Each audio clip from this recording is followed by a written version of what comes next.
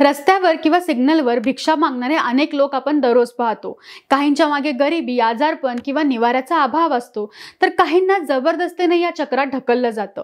या समस्येला थांबवण्यासाठीच महाराष्ट्र सरकारने भिक्षा प्रतिबंध शाखा कार्यरत केली आहे। ही शाखा भिक्षावृत्ती प्रतिबंध कायदा 1959 अंतर्गत काम करते।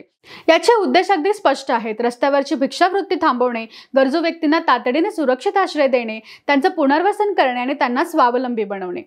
भिक्षा प्रतिबंध शाखेचं काम काय आहे? भिक्षा मागणाऱ्या व्यक्तींना शोधून त्यांना तात्पुरतं तारण शिबिरात नेणं, वैद्यकीय तपासणी, अन्न, कपडे, औषधोपचार यांची सोय करणं, त्यानंतर त्यांना पुनर्वसन गृहात ठेवून शिक्षण, व्यावसायिक प्रशिक्षण, कौशल्य विकास आणि रोजगाराची संधी देणं, लहान मुलांना बाल संगोपन केंद्रात प्रवेश देऊन शिक्षणाची हमी देणं। यामध्ये फक्त भिक्षा थांबवणं हेच नाही, तर त्या व्यक्तीला नवीन आयुष्य देणं हाच खरा उद्देश आहे।